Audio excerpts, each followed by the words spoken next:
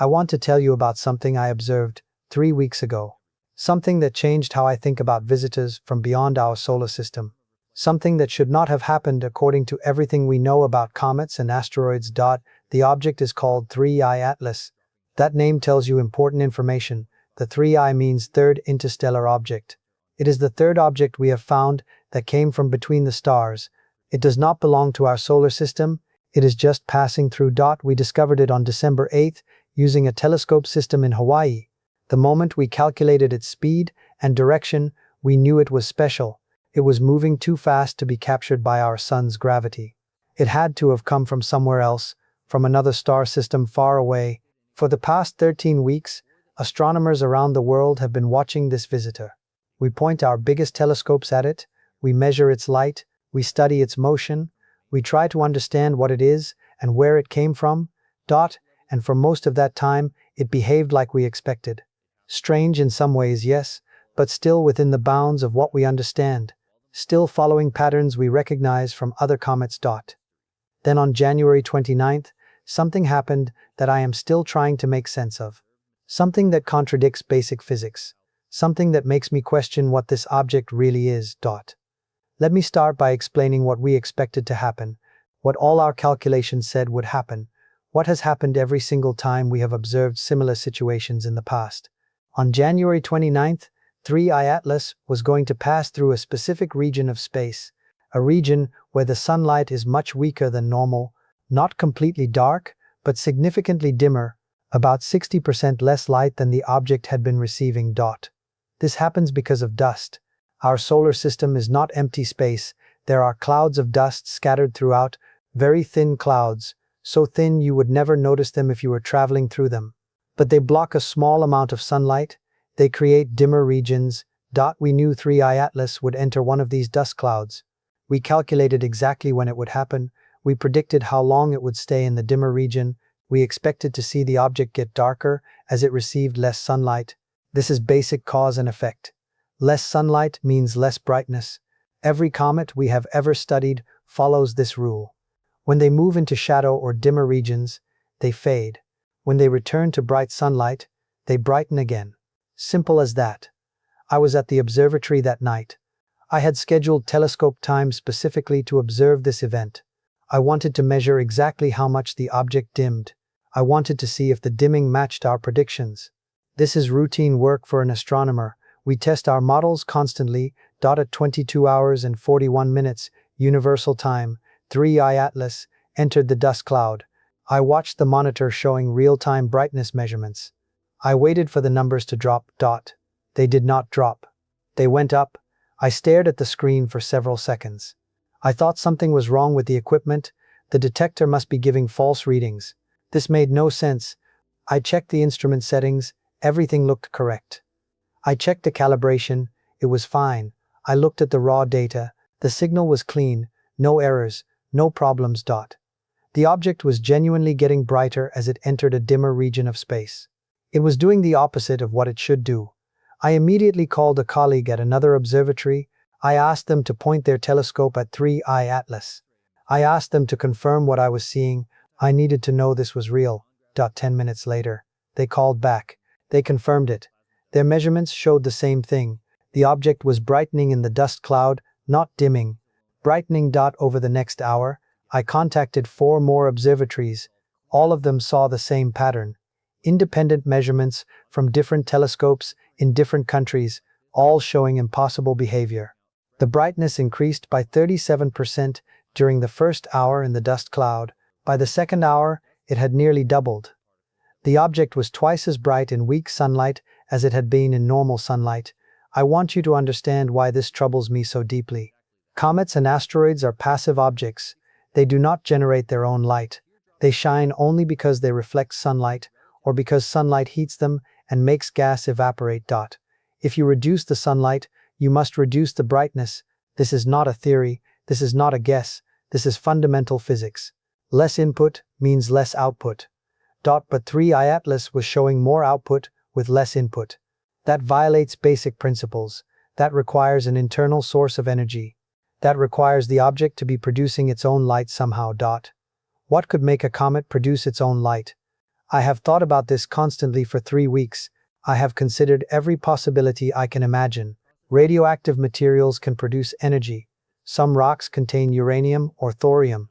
These elements decay over time and release heat. But the amount of radioactive material needed to explain what we saw would be enormous. More than any natural object should contain. And radioactive decay is constant. It does not suddenly increase when sunlight decreases. Chemical reactions can release energy. Things can burn or react and give off light, but space is a vacuum. There is no oxygen for burning, and chemical reactions need triggers. They need something to start them. Why would entering a dust cloud trigger a chemical reaction? Friction can generate heat and light. Maybe the object is hitting dust particles and heating up from the impacts, but we calculated this. The dust is too thin. The impacts would produce far too little energy. Nowhere near enough to explain the brightness we observed. I kept coming back to one disturbing thought. The only explanation that fits the data is active energy production.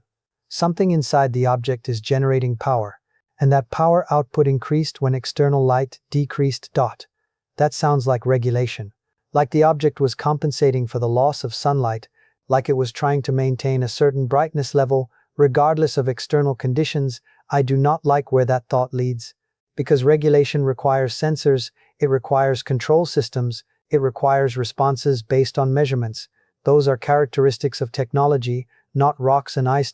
Let me tell you what we found when we analyzed the light in more detail. We did not just measure total brightness, we broke the light into different wavelengths, different colors. This tells us what is producing the light. In normal sunlight, before entering the dust cloud, 3I Atlas showed typical comet emissions. We saw light from water vapor, we saw light from carbon monoxide, we saw reflected sunlight. Everything looked ordinary. But in the dust cloud, the spectrum changed. The reflected sunlight component decreased, as expected, less sunlight to reflect. But the emissions from gas increased dramatically, much more than they should have. And we saw new emission lines appear, wavelengths we had not detected before. These indicated more complex molecules, more energetic processes, things that require higher temperatures or stronger radiation. One emission line particularly caught my attention. It showed ionized nitrogen. That means nitrogen atoms with electrons stripped away. Creating ionized nitrogen requires a lot of energy. You need temperatures above 10,000 degrees, or you need strong ultraviolet radiation, or you need electrical discharge. Where was this energy coming from? The sun was providing less energy, not more. The dust cloud blocks ultraviolet light even more than visible light. So external energy was decreasing, yet somehow the object was producing higher energy emissions. This points to an internal energy source. Something inside the object that activated or increased its output when external energy decreased. Something that could produce temperatures of thousands of degrees. Something that does not match our understanding of what comets are. I contacted a colleague who specializes in comet chemistry. I described what we observed. I asked if there was any natural process that could explain it. She thought for a long time before answering. She said there are some chemical compounds that can store energy. They absorb energy slowly over time and then release it quickly under certain conditions. Like a spring that you compress gradually and then let go all at once. Could the object have stored energy earlier in its journey? Could it have absorbed energy from its home star before it left? Could that energy be released now, when conditions changed? It is possible in principle, but the timing bothers me. Why would the energy release when entering a dust cloud? What would trigger it? And why have we never seen this with other comets? My colleague admitted she did not have good answers. She said this was speculation, an attempt to find any natural explanation, because the alternative was difficult to consider seriously. The alternative is that we are looking at something artificial, something designed, something built by intelligence. I have been an astronomer for 44 years. I have heard people suggest alien explanations for many things. Usually I dismiss such ideas quickly. Usually there are simple natural explanations that work better. But this time, I cannot find the natural explanation. I have spent 3 weeks looking. I have talked to experts in multiple fields. I have built mathematical models. I have tested every scenario I can think of. And I keep coming back to active energy production, to regulated output, to behavior that compensates for external changes. to characteristics that look more like technology than geology. Let me be very clear. I am not claiming this is an alien spacecraft. I am not saying I have proof of extraterrestrial intelligence. Those would be extraordinary claims requiring extraordinary evidence. I do not have that kind of evidence. What I have is an object doing something I cannot explain. An object that violated my predictions in a specific and dramatic way. An object that raises questions I did not expect to be asking. The object stayed in the dust cloud for 18 hours. During that entire time, it remained brighter than it should have been. The excess brightness varied somewhat, but it never dropped to normal levels. It never behaved like a passive object reflecting sunlight. Then at 16 hours and 37 minutes UTC, on January 30th, 3I Atlas emerged from the dust cloud. It returned to normal sunlight levels. And within 20 minutes, the brightness dropped back to what we had seen before. The excess emissions faded. The unusual spectrum disappeared. It was as if someone turned off a switch. As if the internal energy source deactivated when it was no longer needed. As if the object returned to passive mode when external conditions normalized. That transition troubles me as much as the brightening itself. Natural processes do not turn off that cleanly. They fade gradually. They show variation and irregularity, but this was almost instantaneous. A clear transition from one state to another. I have been reviewing all our observations of 3I Atlas since we first detected it. I am looking for other anomalies, other moments where it did unexpected things, other clues that might help me understand what I am looking at. And I am finding things I dismissed before, small irregularities that seemed like measurement noise, brief events that I explained away as random fluctuations. Now I wonder if they were real, if they were signs of something I was not ready to recognize. There was an event on January 4th. The rotation rate changed slightly over a 6-hour period. It slowed by 3% and then returned to normal. I thought it was outgassing affecting the spin, but the change was very smooth, very controlled, not chaotic like gas jets usually are. There was another event on January 18th, a brightness spike lasting 7 minutes. It happened when the object was in a specific orientation relative to Earth. I assumed it was a gas eruption from a particular region rotating into view. But what if that region has different properties? What if it activated briefly? I am starting to see patterns. Or maybe I am seeing patterns because I want to see them. This is the challenge with anomalous data. How do you know when you are making genuine discoveries versus when you are fooling yourself? Science requires skepticism. It requires questioning your own conclusions. It requires considering alternative explanations. I am trying to do that. I am trying to remain objective, but the data keeps pushing me toward uncomfortable ideas. Let me tell you about a conversation I had last week. I was giving a talk at a conference about interstellar objects. After my presentation, someone asked me a direct question. They asked if I thought 3I Atlas could be artificial. I hesitated before answering. In the past, I would have said no immediately. I would have explained why natural explanations are always more likely. Why we should not invoke aliens to explain things we do not understand. But this time, I said something different. I said I could not rule it out. I said the behavior we observed was inconsistent with passive objects. I said we needed more data before drawing conclusions. But I admitted the possibility troubled me. The room got very quiet after I said that. Other astronomers looked uncomfortable. Some looked skeptical. A few looked intrigued. I had crossed a line. I had admitted that a respected scientist could take the artificial origin hypothesis seriously. Since then, several colleagues have contacted me privately. Some wanted to discuss the observations in detail. Some wanted to share their own concerns about unusual features they had noticed. Some wanted to warn me about damaging my reputation by talking about aliens. I appreciate all these responses. I understand the concerns, but I believe honesty is more important than reputation. If I am seeing something genuinely anomalous, I have a responsibility to report it, to discuss it openly, to encourage other scientists to look carefully. That is how science works. We observe, we report, we debate, we test ideas against evidence. Sometimes we are wrong. Sometimes we discover we misunderstood the data, but sometimes we find something new, something that changes what we thought we knew. I think 3I Atlas deserves serious attention, not because I am certain what it is, but because I am uncertain, because it challenges my understanding, because it raises questions that matter. Moreover, over the next few months, this object will continue moving away from the sun. It will get dimmer and harder to observe. Eventually, it will be too faint for even our largest telescopes.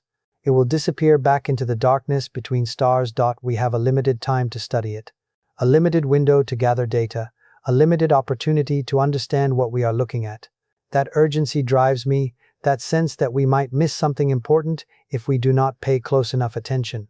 I want to encourage you to follow this story, to pay attention to what astronomers discover about 3I Atlas, to think about what it means if we really are observing something we do not understand. Share this information with others who care about these questions. Talk about it with friends who are curious about space. Help spread awareness that something unusual is happening, that we have an opportunity to witness something rare. Because regardless of what 3I Atlas turns out to be, it is teaching us something valuable. It is showing us that our models are incomplete, that space holds surprises, that we still have much to learn. If it is natural, we need to understand the new physics or chemistry that makes it behave this way. We need to expand our knowledge, we need to build better theories. If it is artificial, the implications are profound. It means we are not alone. It means other civilizations exist and have achieved interstellar travel. It means visitors can reach our solar system. It means the universe is populated in ways we have only imagined. Either way, this matters. Either way, this changes something important about how we understand reality.